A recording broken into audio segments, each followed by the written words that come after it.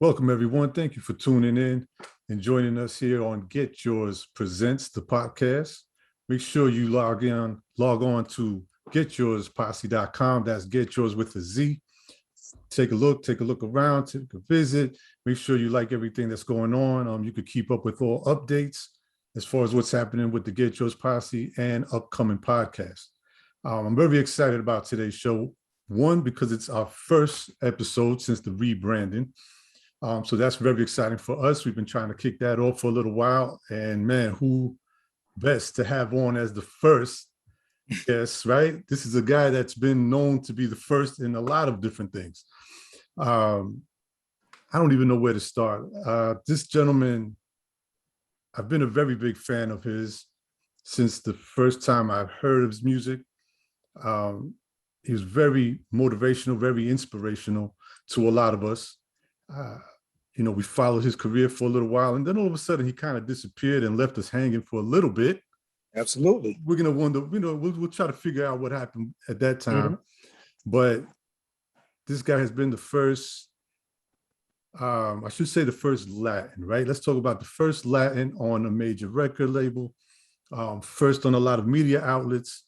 When it came to fashion, he was the first in certain things, which we will get to. But we're going to talk about what he's been doing lately. We're going to talk about a lot of things that's going on with him, around him, in this current time in New York and all over the world. And I'm talking about one thing I just want to say right now, though, because peace to my man, Mellow Man Ace and Kid Frost.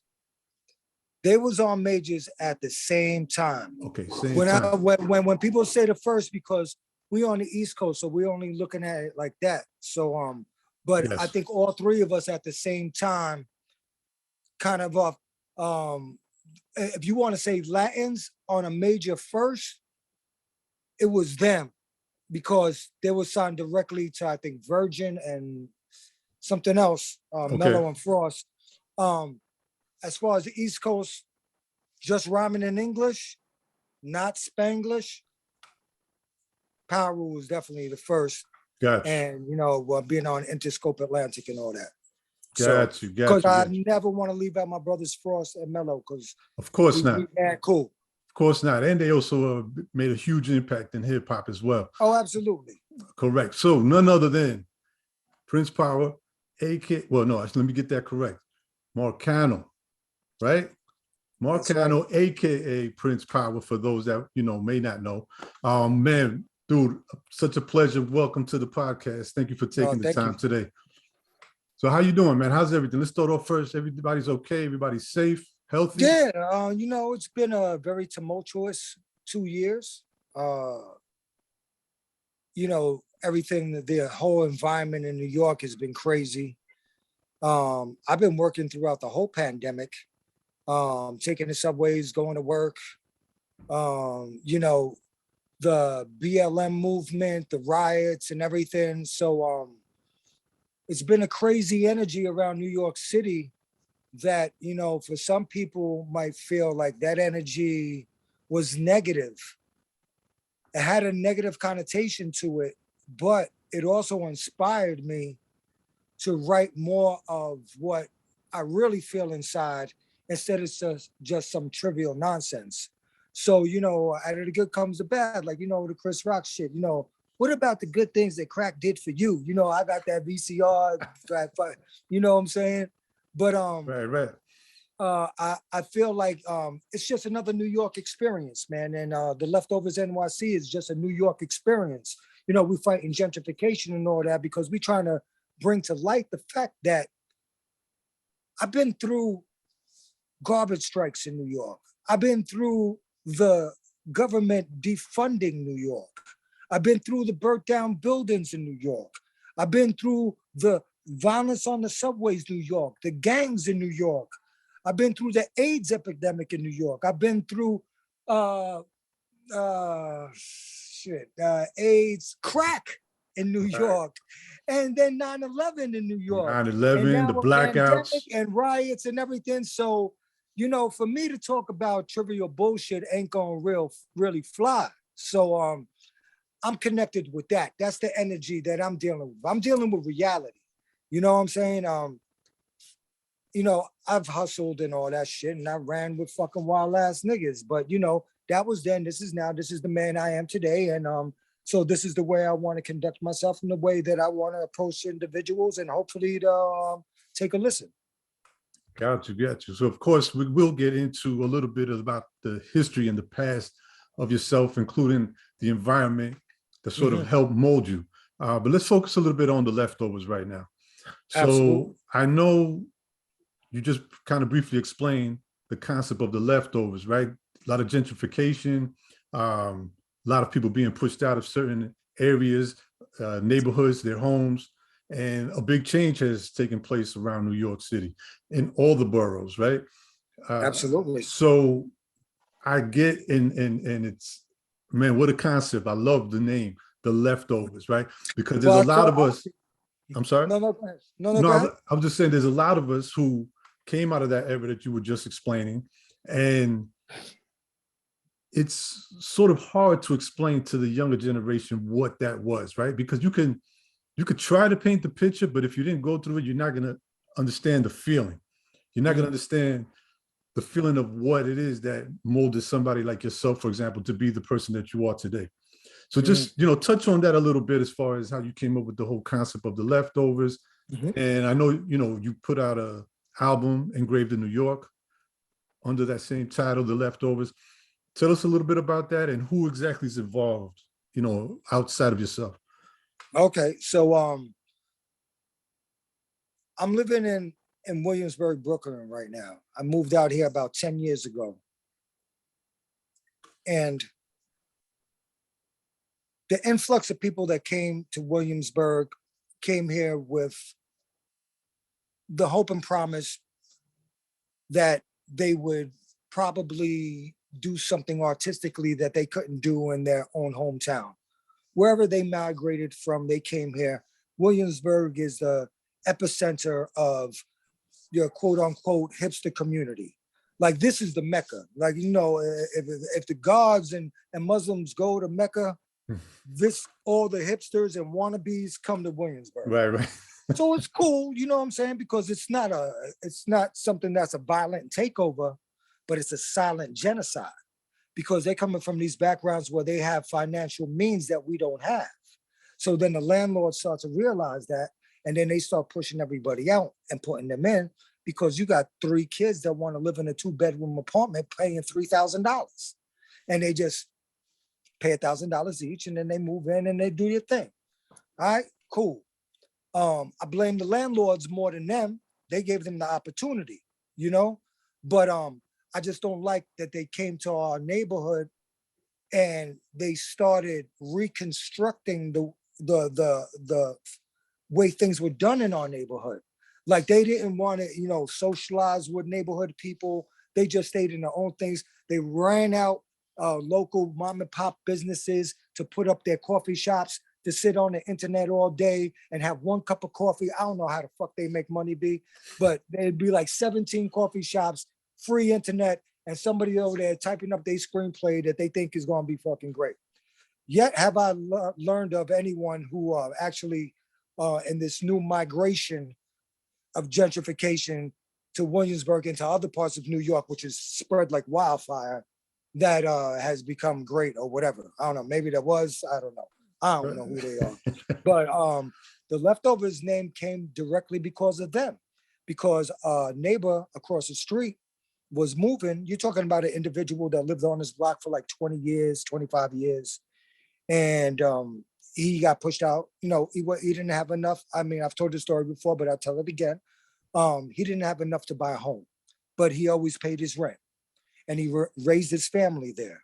His kid played basketball there, baseball, daughter jumping rope, skelly, all those kinds of things, man. And they pushed him out, and he had to relocate for some young hipsters that may or may not stay that long. And they uprooted this whole family. And then he said, while we was moving, he said, "You know what they call us, right?" And I said, "Nah, what?" He said, "They call us the leftovers." And immediately as I heard that, as soon as I heard that, I was incredibly offended because I knew exactly what it meant. And I took that basically as like somebody who was not from my race calling me a spit. And I was just like, wow. But you know, on a New York level, like what? So but then like 10, 15 minutes later, light bulb went off. You know how we do, we turn a negative into a positive. Flip it around. Flipped it around. Niggas without an attitude, Public Enemy, the Leftovers NYC. And I started writing. And you know, nobody was really trying to hear it. Even my own people, they'd be like, motherfucker, you had a chance to buy that shit. Why didn't you buy it? I was like, yo, bro, man, listen, man, we ain't conditioned to buy shit. We conditioned to just hang on and just make it through the fucking day. There wasn't too many entrepreneurial classes that I remember in school growing up. And there weren't that many influences moving me towards being a real estate mogul. You know, it was always survival mode, survival mode, survival mode, pay the rent, survival mode. So, you know, I have bouts with friends about it, but little by little, it's increased. And, you know, we're about in the third year of this right now. And now it's finally taking off. We got the full-length album and everything. And, you know, I'm glad to see that a lot of people are starting to pay more attention to the plight, the silent genocide of gentrification, which is destroying my city. This is my city. We built this city. We built this city culturally, and we built this city with our hands. Construction workers, firemen, policemen, you know, all together, we made New York what it is today. And people claim in New York that live here for 6 months. Get the fuck out of here, B. Yeah. That's it's crazy, man. It's really weird to see in a certain way, man. And especially that Brooklyn shit. Like these fucking gentrifiers would be like, I'm from Brooklyn. I'm from Brooklyn. You ain't from fucking Brooklyn. Let me tell you, one time, this was a few years ago. Me and a couple of my friends, we went to Brooklyn. We went downtown, and we were walking around. I forgot what we went to some event, something we went to, but we started walking around, and we got a little lost. We kind of got lost to where we were. And we ended up in a certain area that we thought, we're like, wait a minute, did we just like get into the village and without realizing it? There's a certain area, which I guess is down by Williamsburg. Yeah. That Bedford. it looked like you were walking around the village. Well, let me tell you something. At first, when like I remember my man Juju from Beating Us buying a crib in Williamsburg. This other dude I know that buying cribs in Williamsburg. This is like, I'm talking about late 90s or some shit like that, or mid 90s, so late 90s, I think. It was a fucking cool spot to be because it was very bohemian like that. Mm-hmm. You know, you have people doing art on the street and everything. That's when it was cool. So I get what you're saying, but then it just transformed into another animal. So it got even, I don't want to say worse, because like you said, that was actually a good point in time. It did get worse. Well, no, I meant compared to when you just said it was like more. Oh, no, it was cool, man. I used to, you know, go down there, hang out. It was a nice little escape. Like, you know, I'm coming from Queens, so Williamsburg was closer to me than going to downtown Manhattan. So it became a cool thing. Dudes started DJing out there and stuff like that. And it was hip. It was real hip. It was very cool. So you don't have any of that right now, is what you're saying? No. You definitely do. Listen, okay. I learned, like my motto is adapt or die, navigate the path that's before you. Those are the words that I live by every single day. So there's a lot of nonsense and coonery fucking going around here, but I got my spots and my niches, so I know where to go. Where to find the real people at. Yeah. So I got a rock spot over here. I got a sports spot over here. There's still a couple of real Italian Americans that won't leave. And then those dudes post up right on the street in front of the social club like this and whatever. They let all that other shit go by and they ain't even phasing them. They ain't going nowhere. And then you got a few Puerto Ricans that are on this side, because most of the Puerto Ricans are on the south side, not the north side. Okay. So, you know, so I'm moving and swerve through those little nooks and crannies. So it's still a great place for me to live, you know, but it's not to the point where I don't realize what's going on Gotcha. and the damage that it's done, you know. But I'm not gonna leave, you know what I'm saying? Because that's what they want me to do. Fuck that. I do interviews right on my step, B. Right on my step. I got camera crews coming over there and everything. They're just like, what's going on? I was like, yeah, we talking about the leftovers. Okay. You know what that is? Heads down, walk away. Keep going. All right, man. Got you. Yes. All right, cool. So I just wanted to sort of paint a picture about what that part of Brooklyn is for those who may not have been there. Anybody listening that's come from another country that has, you know, a lot of people have that nostalgia about, like you were saying about Brooklyn, right? Or just or just New York, period, and don't realize what's happening. So I just wanted to paint that picture. Oh no, they got tour buses coming to Williamsburg now. Actual tour buses coming to Williamsburg for people to see Williamsburg and the Williamsburg experience. It's very international. It's very international. Yeah, but okay, but they're getting the experience of it, what it is now.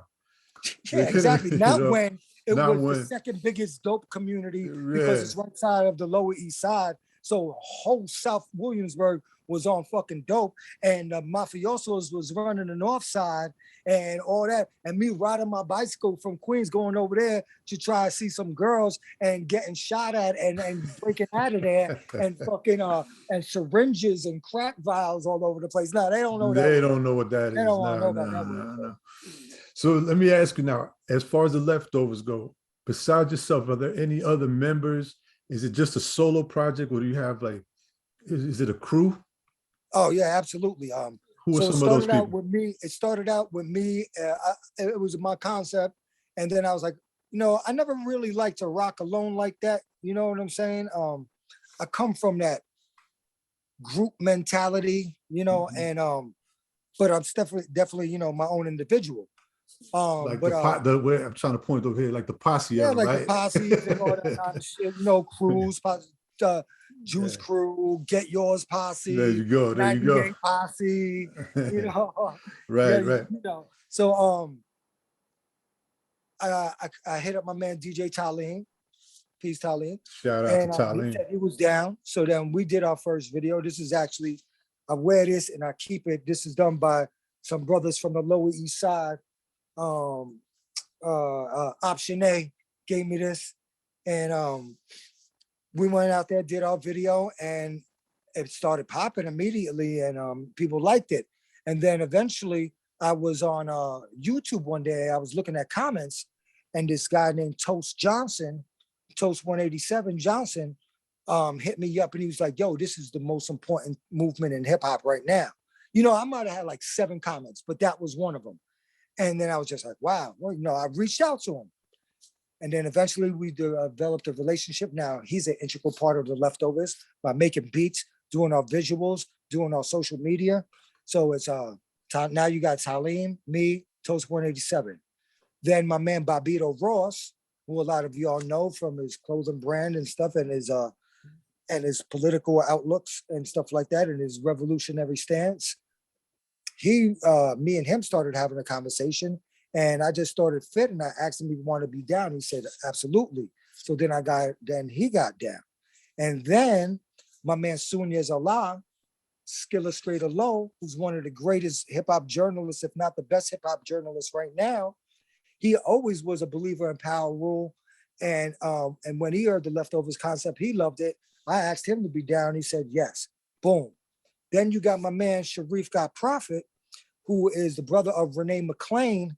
And he's just, you know, he's also does the clothing line. He does all my PRNY clothing, Fresh AF brands. You always see him rocking my people's brands. Bobito Ross, Fresh AF with Sharif Got Profit. He's more of like a manager type. He knows how to get things done, and he can take things to a higher level. So he's down. Then we got my man Ray Leone. I call him Ray Leone, but you know him as Phil Ortiz. Phil Ortiz is a dude that I've been rocking with since, man, I don't know, like 2012, 13. And he was cultivating his style as an MC. And now he's Prospect's own, man. He's crazy with it, man. You know, there's a bunch of people that like him much better in the Leftovers than me. And that's a blessing. I love that. So my man Phil Ortiz. Then you got my man Sick Boy Vision, who is an artist from the West Coast. So he got down recently, not too recently. It's probably like 6-7 months now. I don't know. Time be flying. But I remember the first thing that he ever he was friends with Toast and he knew Bobito, and he said, "Yo, I'm gonna do something," and he did like an X-Men comic book thing with all the members of the Leftovers, and I was like, "Wow, now that's some shit right there." Like, ain't nobody never did that for me. I know individuals have had it done, but this was new for me, to be immortalized like that. So it was a no-brainer. Boom, he's down. And then I put my man Mighty Buddha down. Mighty Buddha is down with Cause and Effect. I know him from the CM fam. We ran together up there in Westgate and all that, and we're curious and all them. So Buddha is just a health guru, a mental guru, and he's an incredible lyricist. And we connect on a friendship level, but also on a cosmic universal level. And I need that dude. It's like, spiritual guidance for me. So everybody plays a little part, and does their thing. So that's the Leftovers that exists now. And who knows, there might be more. I'm good. But we good right now though. Wow, We ain't taking no applications. we all right. That sounds like a pretty solid team, man. Shout out to Bobito. Yeah. Shout out to Talim, of course. Much respect to them, and make sure you follow them on their social platforms. Talim, DJ Talim, who's always DJing. Yeah, Sunya Zala. Yes, sir. Bobito Ross. Ross, absolutely. Sharif Got Profit. Yeah, look them up. Mighty Look them Buddha, up. Phil Ortiz. Everybody. Cool, man. Sick Boy Vision. You have a pretty solid team there. So let's talk a little bit about the creation of Engraved in New York. What was the process, more or less? Where did you find yourself at your most creative? Was it at home, traveling?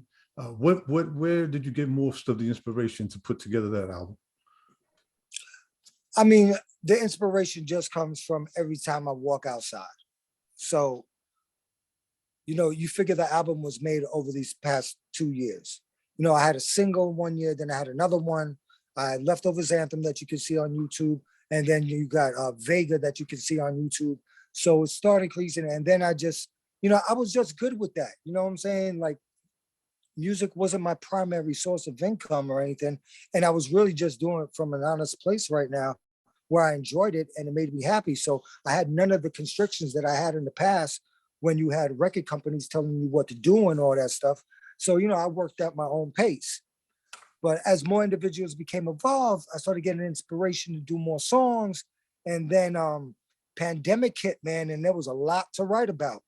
Riots came up. There was a lot to write about.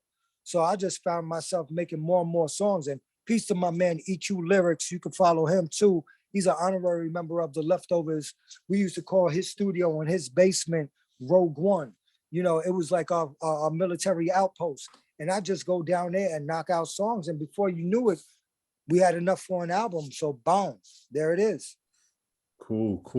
Now, I know, like I said, we're going to get to your past a little bit, but you did take a break from making music.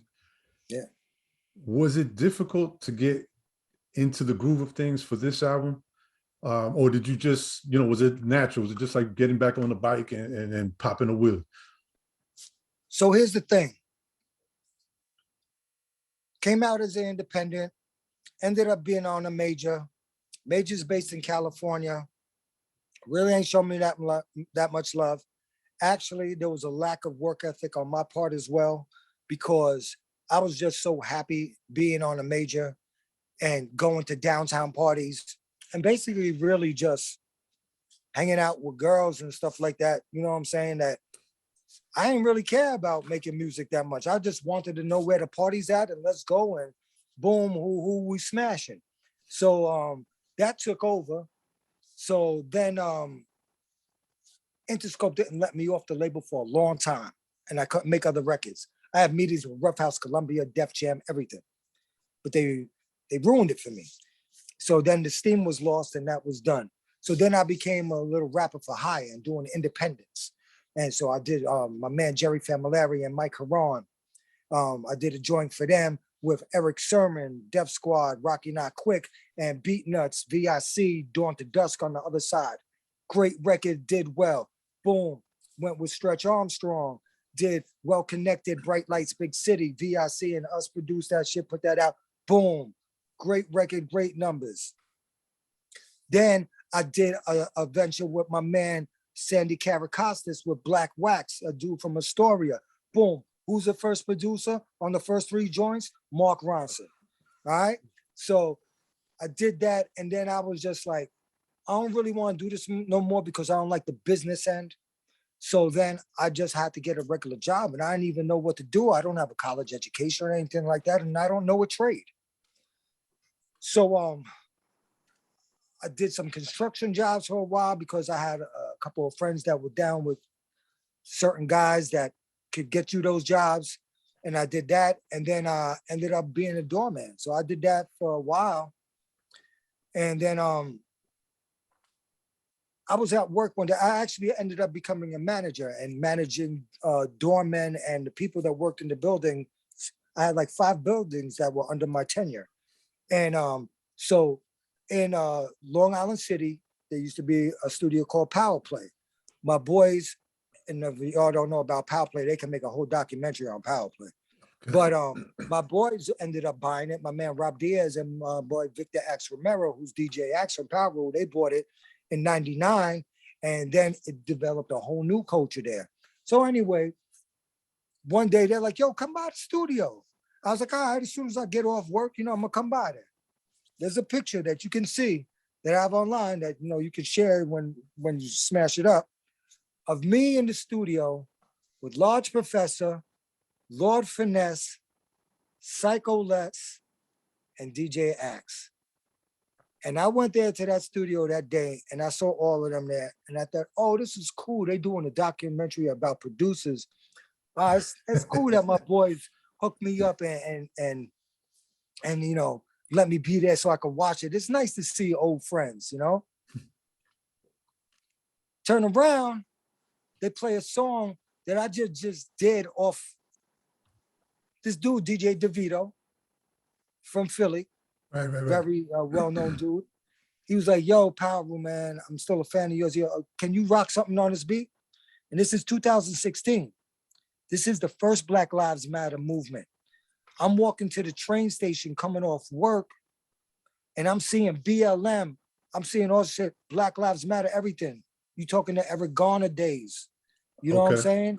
So the city, the tension was high. And then boom, it all came to me. This is what I got to write about. So I came and I did a record called Grace.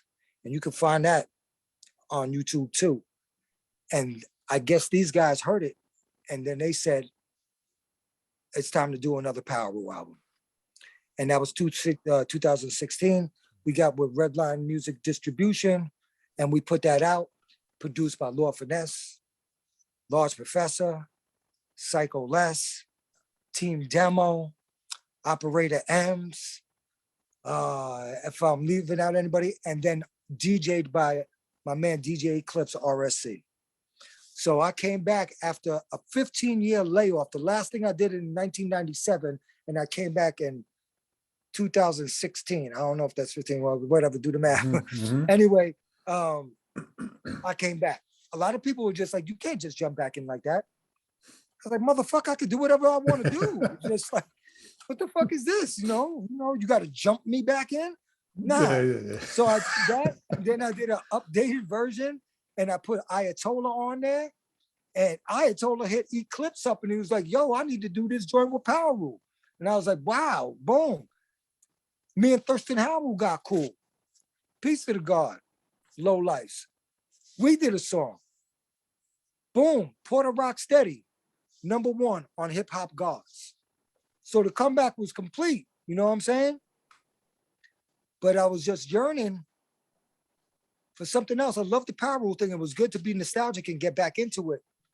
but something else needed to happen. And then of course that led to the Leftovers. Leftovers. Okay. So you think like in a certain way, It warmed me up for the Leftovers. right. You know what I'm saying? It's just like, you know, I got my innings in. All right, now I'm ready to start. Right. Okay, cool. So, and do you think also that there had to be a somewhat of a separation, meaning the name Powerule, right? That holds a huge legacy, a huge era. And it was a certain vibe, it was certain things that you were on, right? Then you move to the Leftovers, and like you were just saying, you start talking about certain other things, right? A little more political things that's going on in the environment. Do you think in a way you needed to kind of make that little separation? In other words, just to kind of, so that it stands on its own, to have its own identity? Absolutely, it was done purposely. I mean, you know, it's not that I'm not proud of Powerule. I love Powerule. Right. I'm always going to be Powerule. Of course. But, you know, these are the leaps of faith that you take in life, man. Like I remember one time, Bobito Garcia, my man Kubab Love, said, yo, I committed career suicide like 5 times. You know, he was doing different shit all the time. Bob was always to the left, to the left, to the left. You know, and I took that in my, and I took that and I meditated on it. And I was like, why not?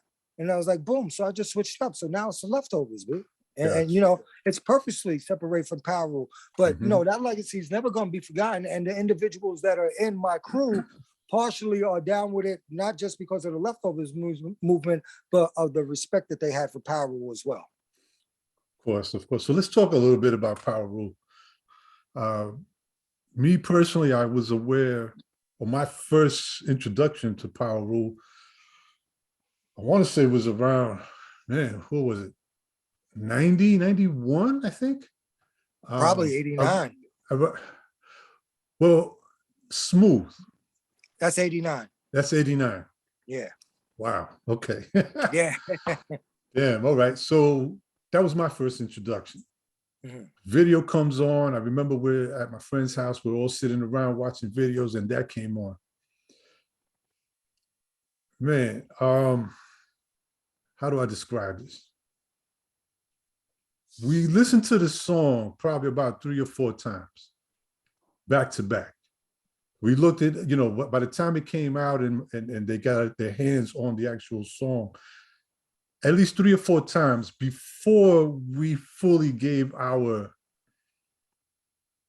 you know, do we like it? Is this hot? Is this dope? We're like, because we're like, wait a minute, this is different.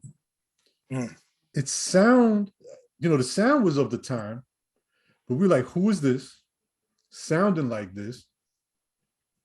And it spoke to us. The beat was crazy. The video was ill. There was a lot of little things in the video that, you know, if you remember around that time too, remember you had like the house music scene going on. Yeah. And the dancing. So you had like the dancers in the video. I did one step. And so sometimes I regret it, but then I was like, fuck it, man. Brand Nubian did it too.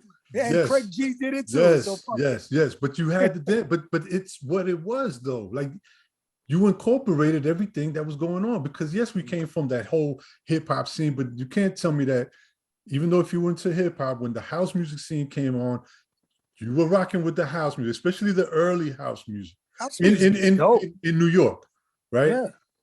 So all of that was incorporated in your video. But just one thing. Yeah. I always gotta say this.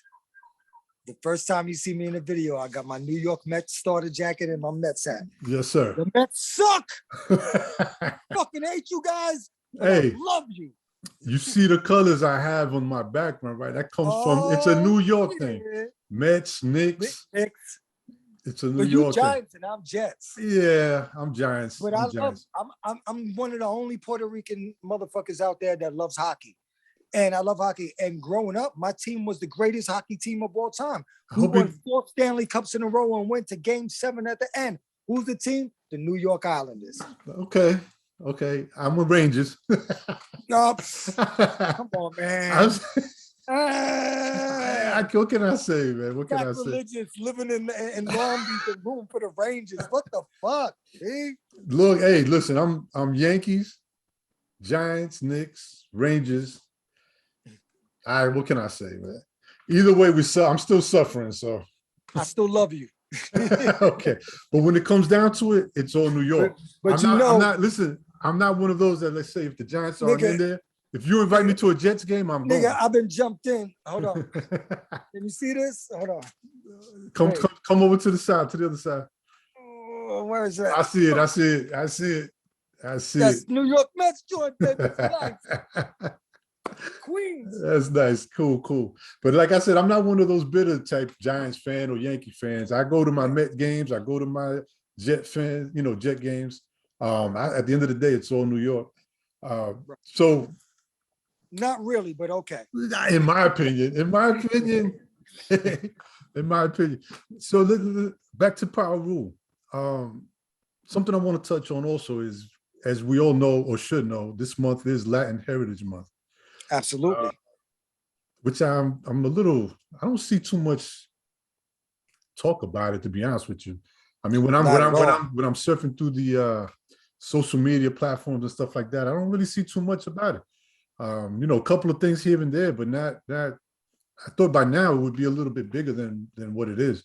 But we're gonna try and do our part as far as that goes. So, absolutely, like most of the things that you see out there are recycled from last year, the year before. It's like the same old narrative, man. It's like there's a bunch of people out here doing things that they should be congratulated for, and they're not getting anything. And it's just like, you want to make a month, like, hey, it's Latin history every day, all day, 367, 365, 24/7. Right. But if you're going to designate a month and do something, you know what I'm saying? Then pour it on then, man. Because you know what? That might influence somebody out there. You know what I'm saying? But they don't, man. And it really, really makes me upset to see that Latinos that are in a position of power don't drive this more and try to put it right out there. And especially when I'm on Instagram and shit like that, I just be like, yo, dude, what about us? You know what I'm saying? Like, nothing from our Latino leaders or everything, nothing. Right. Yeah. So, you know what? I'm going to do it.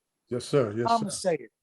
So talk a little bit about that. Let's talk, back when around the Powerule times, let's say, what was that, 89? 89. We mentioned, there were Mellow Man Ace, you had Kid Frost. Yeah. And then even right. But then let's take it even a step further back, right? And, I'm sorry. I got like all these different questions that I want you to touch on. Okay, let's keep it within this. I went to sleep one day and I woke up, and all of a sudden I start seeing different artists of Latin heritage, especially in particular in hip hop, doing interviews, doing posts, trying to solidify the fact that Puerto Ricans, Dominicans, Latins were a part of early hip hop history.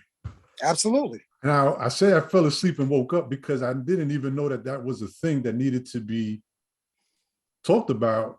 I thought that was common knowledge. I understand now. I can see the younger generation might maybe not knowing because okay, how many are if they don't have somebody teaching them the past and the history, I can see that they might not do the research themselves, and they should be taught that.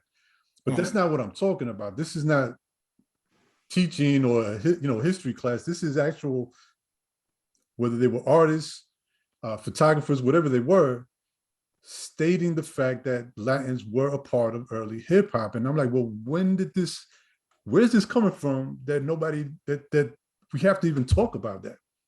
So if you could touch on that real quick, and then we'll go back to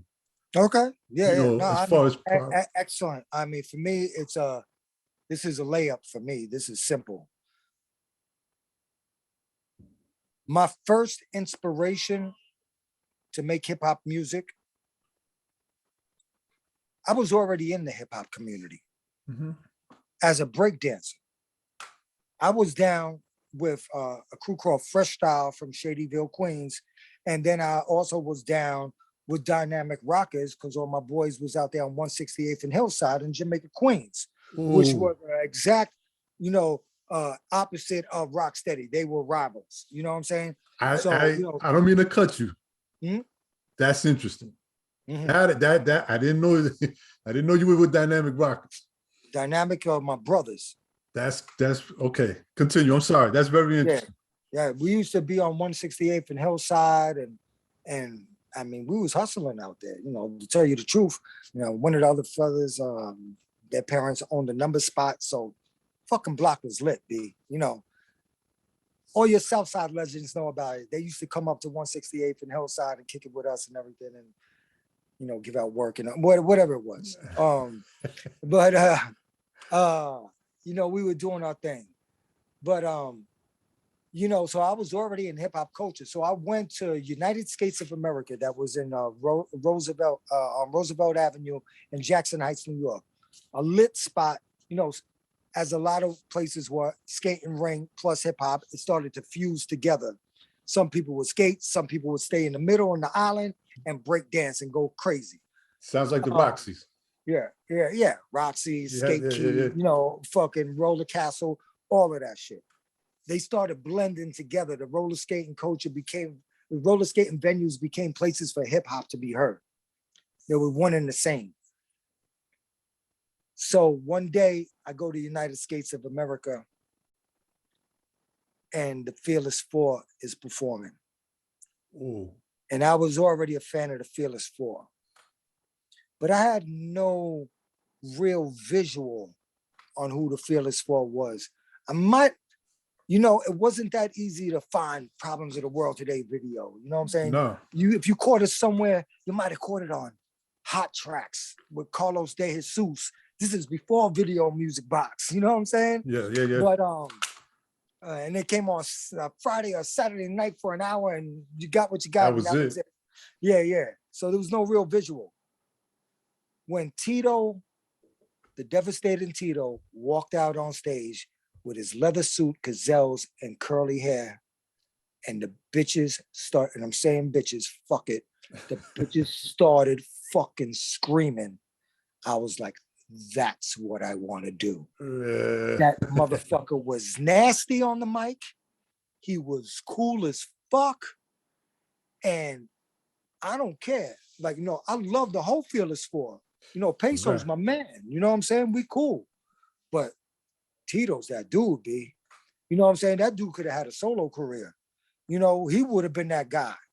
But back then, you know, you always seen a Latino teamed up with, you know, African-American dudes, and they were all together and everything. But they never let us be put on our own. Then some crazy shit happened. A record came out by a group called Mean Machine. Okay. Mean Machine had a joint. It was hot. It was bilingual. Peace to my man, Mr. Schick.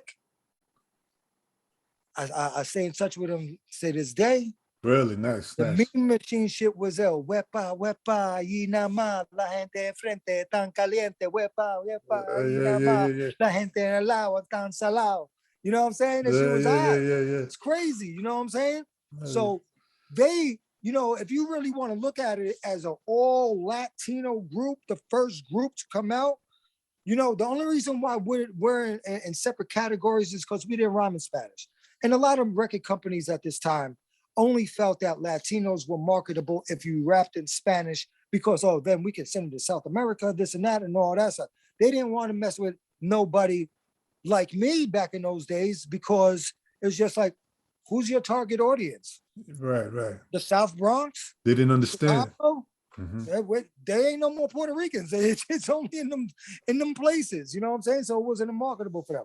But all those dudes cultivated hip hop. So you even go before the devastating Tito, you know, with the Rocksteady movement, Dynamic.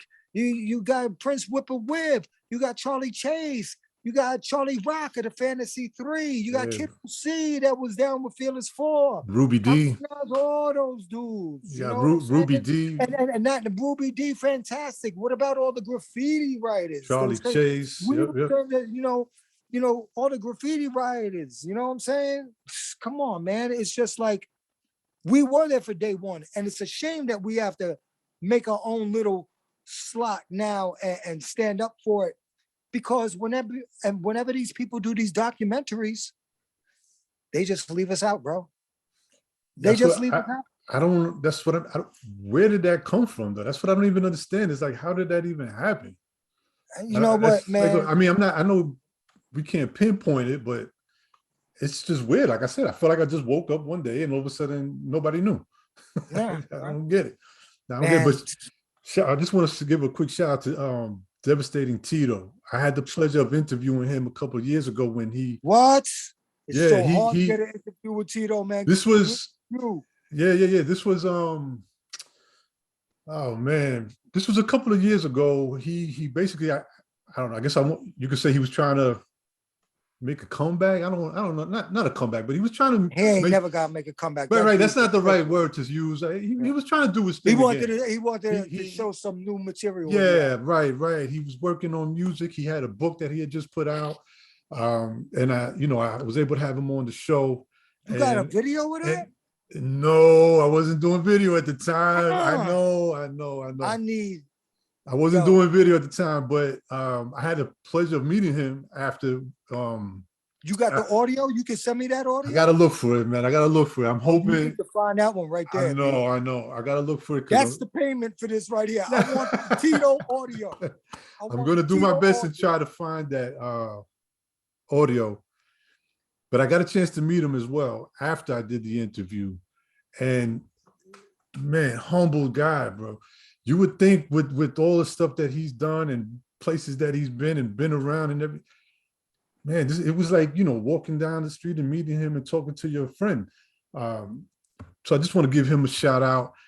I'm a little bit disappointed that he didn't keep going because this guy right now could probably destroy half of the people that's out. Dude, my man, B-Shine, actually was able to film him. Right. Rapping. Okay. A couple of years ago, like maybe 3-4 years ago or something like that. Fucking it's insane. Insane. It's crazy. It's so fucking dope. I mean, you could put him on anybody's album right now or rhyme with anybody. I just really wish, like, Tito, man. I think he got disappointed. I think he got disappointed with the politics, probably. The politics, and he was going hard. He was trying. He was pushing and going everywhere, making appearances. And I think it kind of wore him out, But man, shout out to Devastating Tito. Shout out to Peso also from the Fearless. Peso. I also had a chance to interview him. We've been bouncing back and forth. We talked about Tito and a lot of the Latin figures, who played a huge part in hip hop. And then here comes Powerule, stomping through everything. Like you said, first Latin group that didn't rhyme in Spanish. Right. In English. Also, now correct me if I'm wrong, first Latin group signed to Interscope. Oh yeah. Right. I think I was the. Wait a second. No, wait. Gerardo was on there. Gerardo was on there. Okay, so first hip hop Latin group signed to Interscope. Yes, yeah. Okay. Listen, Gerardo did his thing. I'm not trying I want to just say, just put out there, man. First Puerto Rican signed to a major. Bang. First Puerto Rican signed to a major. Ricans. Interscope Records, right? And at the time, only other hip hop act was Tupac. Oh, yeah, at that time, yeah. At that time. It was the roster, I remember on Interscope, Jimmy Iovine was the A&R. So there was Tupac, myself, Primus, and Helmet that I remember at one time all of us four together. Primus and Helmet are legendary groups. Tupac is legendary. Is Powerule legendary? Yes, sir. Y'all let me know. But, definitely. Yeah, so definitely, man. You can't. So it was a big thing because we had to work for it. 89 Smooth Video Music Box, hosting BET, being on BET, MTV, Yo MTV Raps was Smooth. BLS, Kiss, mixtapes, everywhere. You know this, you told the vibe in New York, we was really doing it. Then came out with Brick in the Wall, all the video mediums, video jukebox, the one where you used to have to buy the videos. Yeah. At any given time. I remember, listen, I ain't even gonna talk about my own experience because I know. Eric Sermon, I was outside his house one day. I was outside actually Parrish Smith's house, and Eric came over because I was staying in CI at the time. And he was like, yo, and he talks like this. He's like, yo, Powerule. Yo, I was at this girl's house in New Jersey, and your video came on like 15 times in a row. It's like, so that's when they started fucking with me. They were just like, oh, yeah. But, whatever, it didn't happen. But he's still my man. I love Paris and they go. But, all of that led up to Carmelita Sanchez hitting up Bobito Garcia. And you know how I know Bobito Garcia? He goes, a Long Island one for you. Okay. I'm doing a show in Uniondale. Smooth out. I'm talking about I'm rocking. Girls is grabbing my legs, trying to pull me off the stage. Crazy. You know what I'm saying? Wow. And I get off, and that's where I met Busta. Yeah, of course. On my first Powerule album. Leaders Charlie of the Brown was on my first Powerule album. Leaders of the New School. Was on my first Powerule. Yep. So we met. This is before they came out with a record, so they knew how I was and whatever. So I'm walking around the back of the thing. First, this one dude comes up to me, and he just got out. He was like, "Yo, man, I don't know how to tell you that. That's Smooth because I don't get upset. Joint up north, that shit held us down. We calmed our shit down. That shit was the biggest thing to me. It's just like, yo, Hardened Criminals was just like, yeah, that's what I gotta do. I gotta keep it smooth and don't get upset. And I was like, wow. And then immediately after that dude talks to me, Chuck D comes up to me. Wow. And Chuck is just like, I see what you're doing. I got you. I'm gonna hook you up. Go see my man. Told me his name and everything. And who was that? Bobito Garcia. Really? The only Puerto Rican at Def Jam. Right. Chuck was doing Chuck things. He's like, I know your people. This is the dude you need to go see. Right. And through that, Bob became my manager in the beginning. And he's the one that got me to deal through Interscope with Carmelita Sanchez. Wow. Yeah. So there's a lot of plays involved in this shit, B. Motherfuckers don't know. Like, this is funny because real names. I always hear Fat Joe say he's like the Forrest Gump in hip hop, right? Because he's always been in like, in intricate places at certain times. But you kind of hold that title as well. Yeah. I was doing it for a while, bro. You kind of hold that title as well. I got limitless stories. Limitless. Pre us coming out on Wax. You talking about, I lived in Shadyville, Queens, which is adjacent to Hollis, Queens, right? Okay. So Hollis was a hotbed for rap. We ran rap. Of course. Dude, Irv Gotti, I remember when he was like 150 pounds and he used to DJ and he was DJ Irv and he was fucking nasty. He used to do handcuffs behind the back and everything. Kill that shit. DJ Irv was the shit. He was down with a dude that you know as Rozelle. Rozelle was the beatbox, and then my man Romeo, he used to rhyme like Run. They had a crew called Def Crew, and it was Rozelle, Romeo, and Irv. That was a crew. I used to see Irv all the time. Irv had the speaker, and with my man Jermaine, Baby J, used to have the speaker at the window of his crib, cutting up, and so the whole hood can hear. Our shit was tight, B. We was killing shit. And then you have all the Hollis stories that used to come down. So Davey DMX would be in the park and shit like that. Damn, man, you had so many people that was circulating.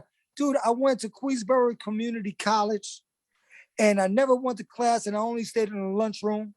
And one day at the lunch table, actual facts, I'm freestyling at the lunch table with Salt from Salt and Pepper, Rozelle, and me. What? Wow. Come on, crazy. Come on, B. I was there, B. You were around This is everything, man. pre-making a record. Right, right. Pre-making records. Tearing down fucking, you know, a local rap contest against the best of the best and beating them. Piece of my man Johnny J and my man House, the first Powerule members. The original Powerule was going to be called Force 2.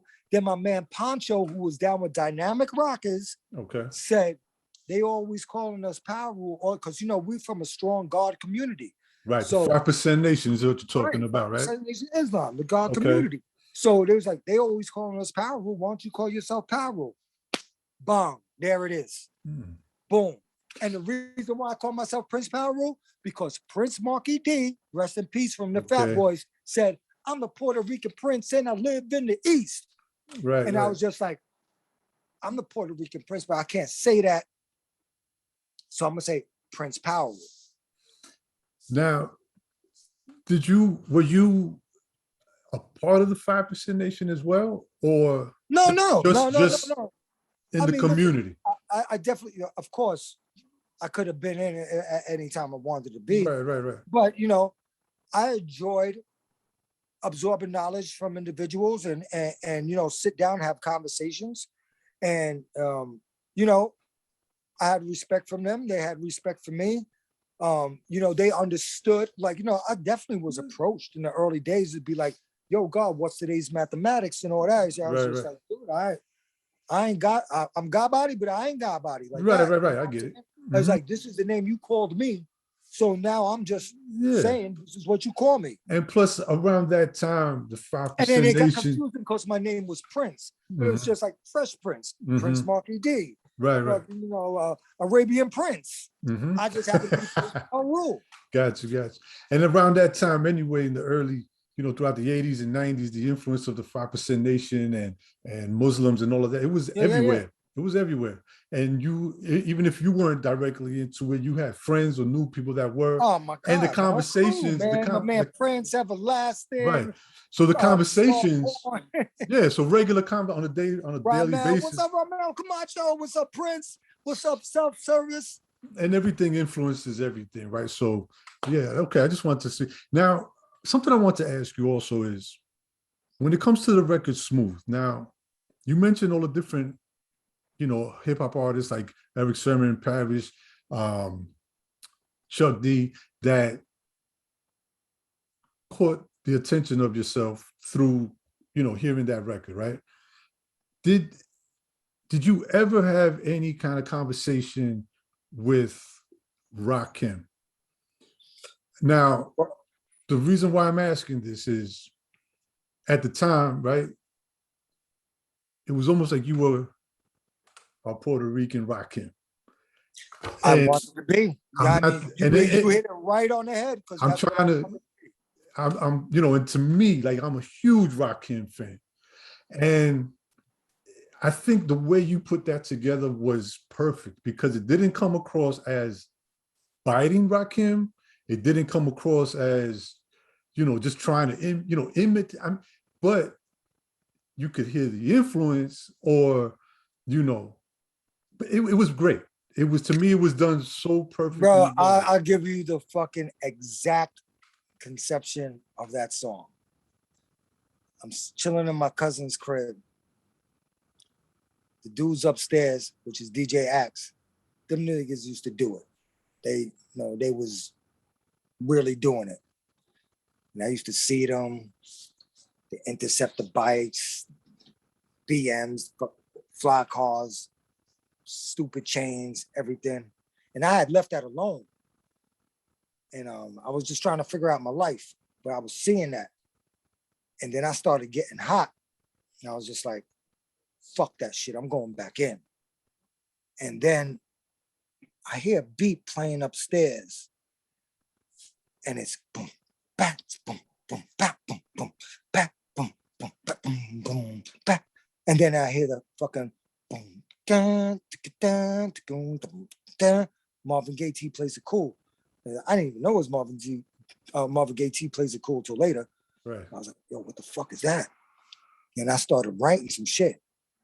So now the dude upstairs, his girl, I know her from Queens, from Flushing back in the days. She used to be hanging around us when we used to run around in Roseland and all that shit with ball busters and all that shit. Yeah, right. Okay.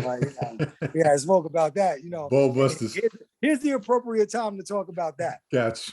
I was running around doing that shit. And, you know, New York City motherfuckers know ball busters. We was no joke. So anyway. Definitely not. We had that affiliation and all that. And she came up to me and she's like, yo. And she was hood as fuck. And she was like, yo, my man makes music. He said, yo, you still rhyming? Because I was already known for rhyming. Dude, I've been rhyming since 1986, really. Okay. 3 years before you heard a record, I was killing the streets. Just doing it, you know, Spanish nigga going to block parties everywhere, just, you know, getting on and doing it.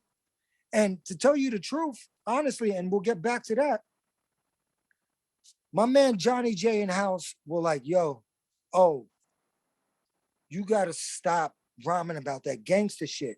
You got to stay on a positive mode. Because in New York at that time, everybody was just like on some, don't do drugs. I'm going to tell you a rhyme from 1987, man. Tell me what you think. And I was discouraged to do this, so it never came out. But imagine if this would have came out in 1987. I said, Prince with the power and I'm showered in gold. I got 1187 Cadillacs on the road. Went in the bin with no bail. Had 30 G's on the scale. I must be gifted because they lifted every case to the jail. They call me talk of the town. They call me king with the crown. The rock roller, suave bowler, and I'm laying it down. I'm being followed by vice. Fooling feds because I'm nice. My system's wrong while I'm pouring Ria Nitty on ice. What? You say you never put that out because of what? Never put that out. Why? In 1987 because motherfucker said you can't rhyme about that shit. You gotta keep it positive. That's why Smooth was positive and Brick in the Wall was positive. But they already had told me I couldn't do that. But my first initial rhymes going back to 86 was I got an eighth of blow, a pocket of dough, a pass to the show in a backseat hole. Ask Miguel and Ronaldo. You know what I'm saying? Like, I was a Yankee Clipper, Mess Tab Tripper. I was saying all kinds of ill shit. But niggas is like, yo, you got to get off that shit. I mean, I get it, but at the same time, hip hop is also about telling stories. So it's not like that wasn't happening or going on, whether it was you or this is who was preconditioned for an industry thing, man. The streets didn't really come out in New York yet. Yeah. It came out, but it didn't really come out. It took a motherfucker like Schoolie D. Schoolie D, but the whole time you're saying that, they were telling you not to put that out. And I'm listening to what you're saying, and all I keep hearing in my mind is Schoolie D. And I'm like, wait a minute. But I mean, I get it, though. You did have like the Stop the Violence movement and all this stuff that was going on at that time. So I see what they meant as far as, look, man, if you want to get on, this is what you should be doing right now because this is what's happening. I get it. But I think you should put that out. Slim sort of tall, but I still look stocked. I got 1180. Wait, slim sort of tall, but I still look socked. I said some shit, but I got the ammo, feel like Rambo when my pistols are cocked. Like I was saying shit like that in 87. You should find a way to put that out, man. There is a tape out there, and I went through all my boys that had it, but I can't find it. The shit was so fucking hot. My man DJ Tab, he was cutting back and forth Long Red by Mountain.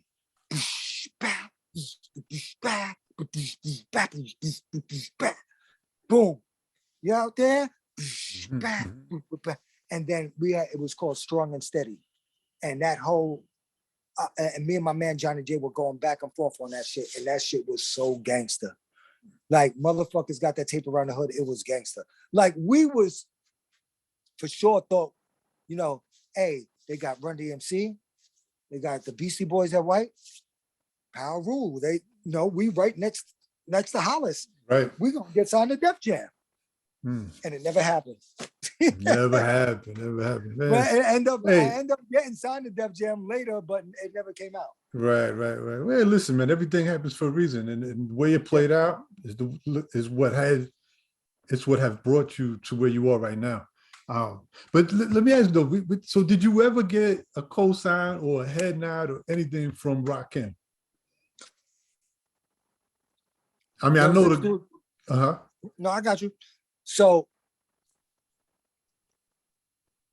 my man DJ Axe knows this dude named LeVar from Long Island. And LeVar is Rakim's cousin. Okay. So LeVar tells us one day, yo, come on, we're gonna go out to Wine Dance and kick it with Rakim. I'm like, you know what I'm saying? I actually went there to his house and saw him change the license plate off of his white Benz with the blue rag top, change his license plate, take off the Rakim one because he felt it was giving him too much attention, put on a regular one, then went to the park and watched him play basketball and Wine Dance, and that motherfucker was incredible. Wow. But the whole time that he accepted us being there is that he respected the record. Nice, so nice. I actually was at Rakim's house, watched him play ball, watched him change his license plate. Here goes another. So Eric B sees me in a club downtown in New York. He grabs me, him and Freddie Fox, and they were like, I want to be your manager. So yes, I definitely did get the official. And let's put the icing on the cake.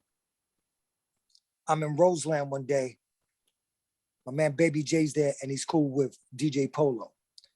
So he brings Cool G Rap there. I already know who Cool G Rap is, right? I fucking got demos on Cool G Rap circulating around Queens. So he got us a demo out and Rikers Island, you know, killing him. Classic. So I knew I was making a record at this time. And I knew Polo, and me and Polo was cool because we used to chicks, you know, me and Polo, he's a smooth ass dude. Polo's my man. So we used to do it. So Cool G Rap was there, and I was like, I told him, I said, yo, what's up, man? Yo, man, I know you, you know, I think he used to record with one of my boys out in Cambria Heights or some shit, whatever. I had demos on him.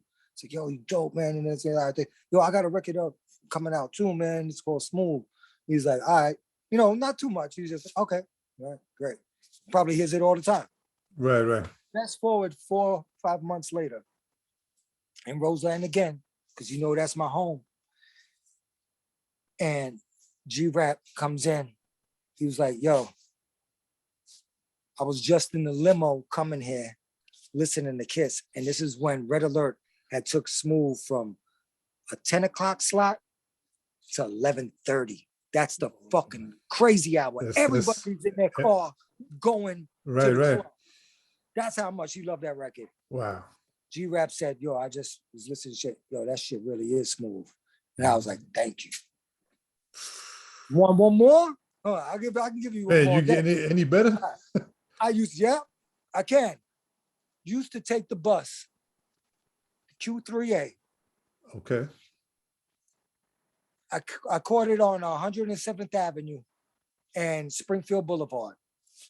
So we used to come from Cambria Heights and then go through here and then go up to Jamaica to the terminal where the trains were. Who used to be on the bus when I got on the bus? LL Cool J in the back with the fucking radio, B. All right? Get out of here. We start talking. He said, yeah, I'm going to my man Craig's house and shit like that. Talking, blah, blah, blah. And we had hats, a crew that we were down with called Freeze Force. And then he was just like, yo, I was down with Almighty Freeze MCs. I know how to break two and all that. And I was like, all right, cool, yeah, whatever. You know, so we became friends on the back of the bus. Coming back home from Roseland on the bus, who I see on the bus? L going home and then me going home. I seen him on the back of the bus. Wow. So now fast forward, when Smooth came out, I'm in a party, some Def Jam function. A Def Jam function. I see LL. He's like, Smooth, because I don't get upset. And he's like, and he remembered me and everything. He loved the song, and you know, and that was cool. So, Wow. listen, there's endless stories, but That's yeah. So I got a crazy. nod from a few individuals. Man, that's amazing, man. That's amazing. Well deserved too. Before I forget too, we haven't really, what's up with Evil and DJ Axe? I mean, are they Okay. okay? What they've been Yeah. up to? Axe is doing great. Axe is working with a lot of Latino artists. That dude stays in South America all the time. Plus, he's the co-owner of In Your Ear Studios. So Axe is doing fantastic. We still talk all the time. Those are my brothers. Evil, we speak also, but unfortunately, Evil is paralyzed in a wheelchair right now. He had Oh, a man. seizure and became paralyzed. So in that aspect, he's not doing too well. Right, So right. yeah, and but Okay. we all still good people. I see Axe more than I see Evil, but Axe is my man, you know what I'm saying? Evil's my man too, but Yeah, yeah, yeah, we yeah. still good. We still Okay, good good, members. good, good. I just want to, I haven't really seen, I saw DJ, I mean, I've seen them on like Instagram, I believe. Yeah, But that's cool. All right. Shout out to them. And wait, which one is it? DJ Axe is Dominican, yeah, Axe is right? Dominican and he's 'Cause part Puerto Rican.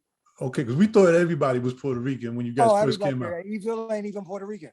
Right, right, right. And then when we found out, oh, Dominican was like, okay, cool, nice. Yeah. Dale, tigre. Yeah. Código Que loco. lo que, right? Que lo que. Es lo que hay. Right, right. Okay, something else. I know we've been jumping around. I mean, there's so much history, like I said, with you, but talk a little bit about the Source magazine. Mm. There's because not only, I know you're involved with music and everything, but when it comes to the Source magazine, there's something outside of music that you were also pretty intricate as far as being a part of. Talk about that a Well, little I remember Source magazine when it was basically looked like a pamphlet, I think Slick Rick was on the first cover or something like that. But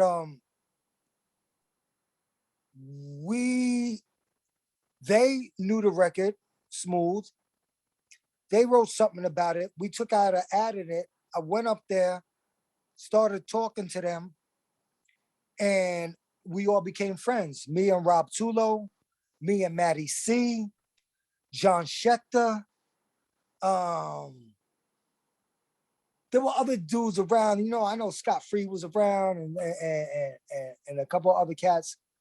But really, me and Rob Tulo and Matty C and John Schechter, we all became really cool. We were all friends and we all part of like the same little network, that was going on. And I remember Reef, Rob Tulo, my brother, came out to the Brick in the Wall video. He took a picture and then he wrote a write-up about us. And then they had a write-up about us and, a quote from Source magazine. You could see an old picture with us three like on a fire escape. Source magazine says da da da da da, boom, this, that. Then Rob takes a picture and everything. So we was up in there. There was no PR niggas in that shit. There was none, that was breaking ground. But I didn't feel like you said, outside of anything. I didn't really designate myself as that until people started designating you as that, because I just felt we were all one community. exactly. But now when you look back at it, it's crazy. We was the ones up in the Source first for years. And then when it went to the point where then it became, they decided to do the fashion segment in the Source, the first fashion segment ever. And remember, that shit became huge. That fashion segment was crazy. That's where I was going with that. 91, I'm pretty sure it was 91. Boom, like a centerfold. It says powerful. And it's me and Axe and two chicks rocking cross colors. One thing I'll tell you, and that's the first fashion issue, the first Source issue with the fashion segment. But one thing I'll tell you, if you look at my face, I look pissed off. You know why? Why? They did not let me rock my big gold chain. Oh. I had the giant Gucci link with the Mary house and shit, and they did not let me rock it, and I was pissed. Well, why was that? I don't know. I guess cross colors was supposed to be a positive thing, and gold chains wasn't positive. But yeah, man. Oh man. So there's like there's countless amount of things that you guys were a part of, man. That I feel that sometimes a lot of people don't whether they forgot or didn't know or didn't even take the but that's time. why you gonna tell them. You gonna Oh, tell definitely. There was one person, I can't remember, because I tried to look up some interviews that you've done just to see, and I can't remember who this was. There was one person who said that, they considered themselves to be like a hip hop nerd and whatever, and was saying that he didn't understand how you slipped through his radar. And again, I was just like, how did he slip through your radar? Yeah. And then I started thinking, I was like, okay, a hip hop nerd, as opposed to someone who actually just lives hip hop. It's kind of two totally different things, right? Totally different, because a hip hop nerd to me, what I take from that is there might be a book that you didn't pick up and read about, right? So you're not going to learn about that. Right. If you were just kind of in it, then you would know. There was a post. I'm sorry. There was a post. One day I look at my Instagram years ago, and I was like, oh shit, somebody's talking about Powerule. Easy Mo B writes a whole thing how this was a gangster record. This was a gangster hip hop record in his time. A whole thing about it. Slept on gangster record. He knew about it because he was out in them streets. Because he was out Those there. hip hop nerds didn't know that. We was really about them streets. You know what I'm saying? So hip hop nerds, they don't get that. So some of that shit might slip by them. They don't know about Big Poet. You know what I'm saying? They don't know Big Poet was in a video with Tito. And the reason why they was in the video together, they don't know that shit. Right, but these are the things that we know. Right. Yeah, you so anybody that's going to be listening or watching this, please make sure to not only hear the story from here, but just do some research, look up on YouTube, Google, go back, the Anomaly 2016. Yeah, Anomaly Reloaded right after that. Right after that. That's a very, you touched on it before. I mean, that was kind of like your warm up to what you're doing now. It warmed me up. You know what I'm saying? But that's an important album right there on its own. So, go and listen to that album. Go back and listen to Volume 1. You were also into rock and roll. I mean, you probably still are. But rock and roll, I get it because I know the climate and I know what was going on in the city. Rock, punk rock, all of that was huge. But you also you had a little band as well, right? Listen, man, my first experiences in music, I was in a group called Iron Angel in 1983. And I was performing at Cardozo High School. There is a picture, you can show it, of me rocking on stage. That's my first love was rock music. Because I grew up in a Latin household, lived in a Black neighborhood, but went to a white school system. And the first time I experienced rock music, I was like, wow, this is great. And in the 70s, man, rock motherfuckers was in a zone. So I was just taking it all in, was in a band, did that. I got into a better band, but I was doing bad in school, and my mother didn't let me perform with the band, and she took that shit away from me. I still love you, moms, but I don't know why you did that. But then as you can see, my second single with Powerule was Brick in the Wall, because the hood was so influenced by Pink Floyd, Brick in the Wall, the album The Wall. The hood loved that album, especially because of the song Brick in the Wall. So I used that. I used so many rock samples on Volume 1 that didn't get cleared that you would have saw that influence. But you could see the first video that I came out with for Volume 1 was That's the Way It Is. And That's the Way It Is Bullet in the Blue Sky by U2 and Lenny Kravitz's Freedom Train. You know what I'm saying? So I went with that. So didn't work, but whatever. But I know that I went with the political rock joint. Boom. What happens? You know, Interscope don't see it. What happens 2 years later, 3 years later? Rage Against the Machine comes out. You know what I'm saying? So, oh, good. I love Rage. I'm a huge Rage fan. Right. But, you know, I had these things going on. Now, so when I told you I was on Interscope with Helmet, so the drummer from Helmet, John Stanier, peace John Stanier, peace Patrick Delaney, is a huge hip hop head. And he's one of the most respected drummers in rock, period. Like, that dude's a god. I go out with that dude, I can't get no attention. He's getting all the attention. You know what I'm saying? Right, in my right. neighborhood spot, I walk with him. Now, when he's not around, it's just like, yo, Prince, yo, what's up? When John walks in, this guy's shaking hands, kissing babies. You know, it's just like, all right. I was like, good. At least I know him. So anyway, we did a song on the Engraved in New York album called Super Predators. Super Predators, and we have a video for it. Go check it out. Crazy dope. It's about me taking the subway during the pandemic. You know what I'm saying? It's crazy. So we did that. We saw that, wow, the chemistry was good and everything like that.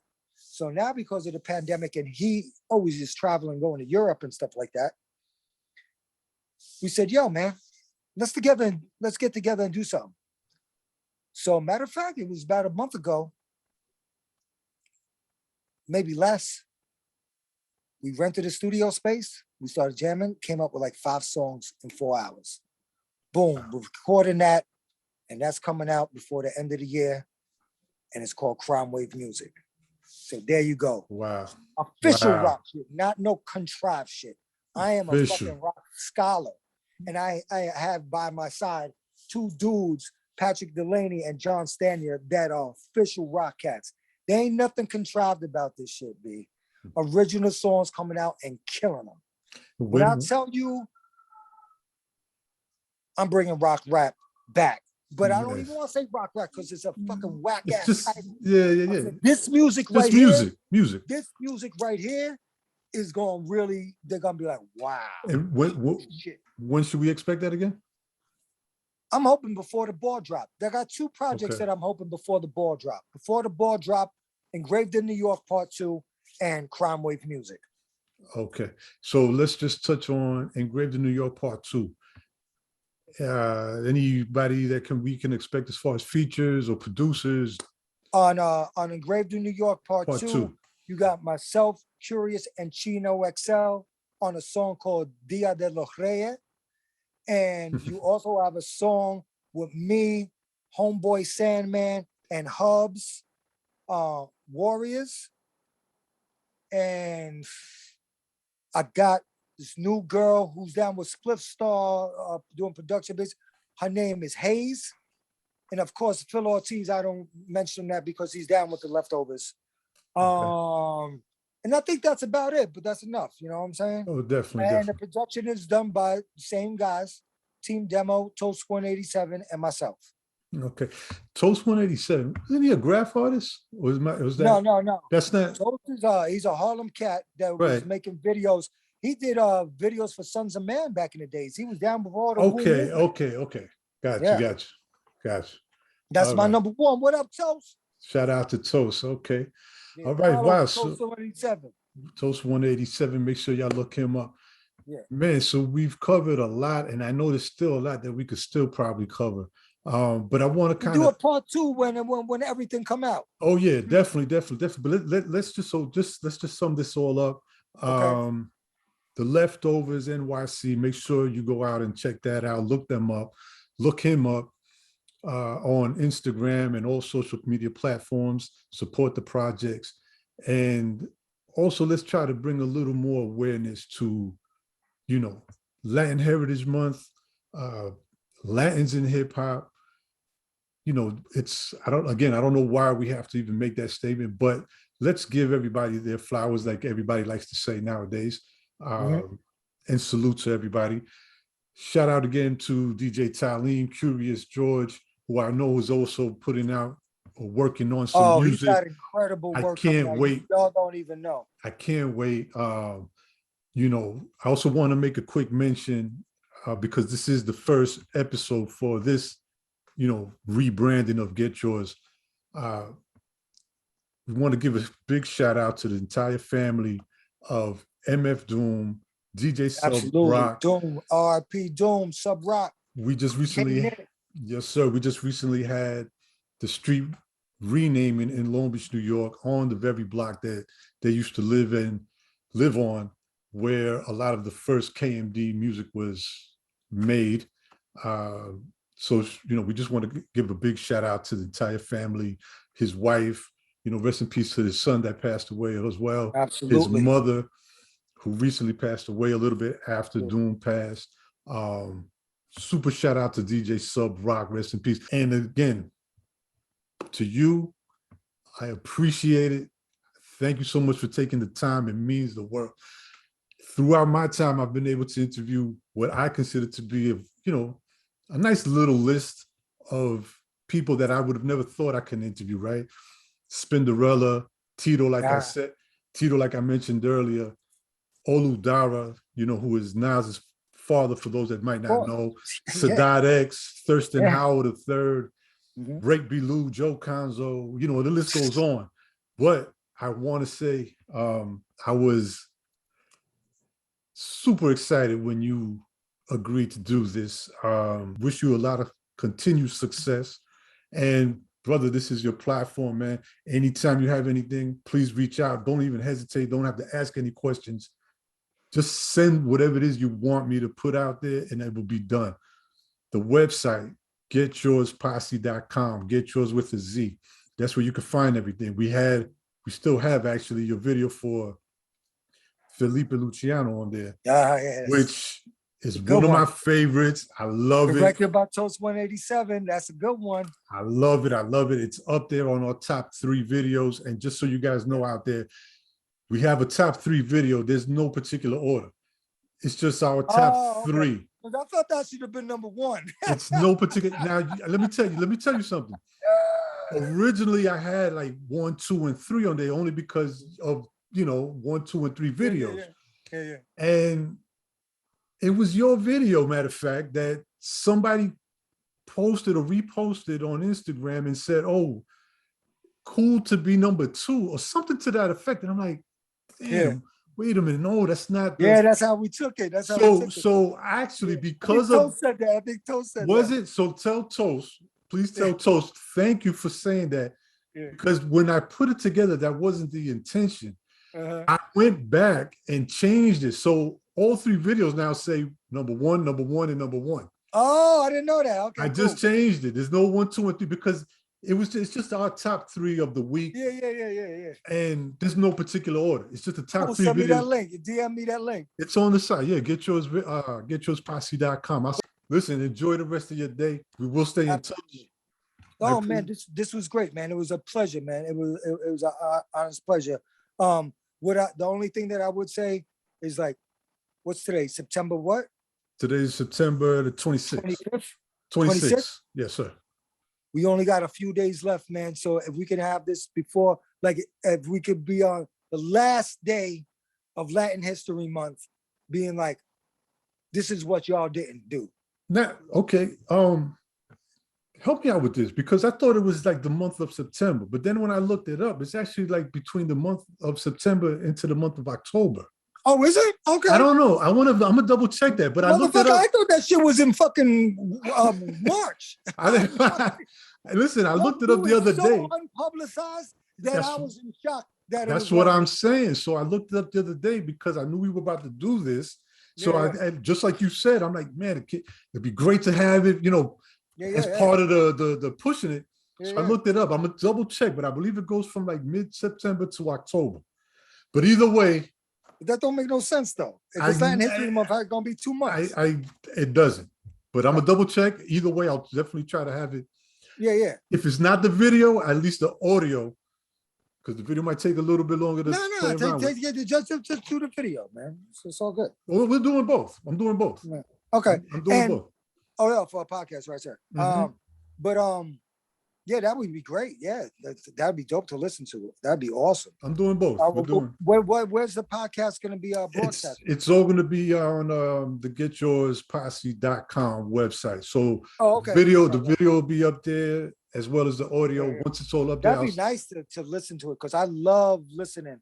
Yeah, and you never know. Some people, they're on the treadmill or something like that, or whatever. Yeah, exactly. You never know. Out there jogging. So we'll try and do both. I like that. All right, listen, before your battery goes out, peace and blessings to you and your family. Peace, bro. Peace to your family too, man. We'll link up We'll stay again. in touch. I'm gonna lock your number in.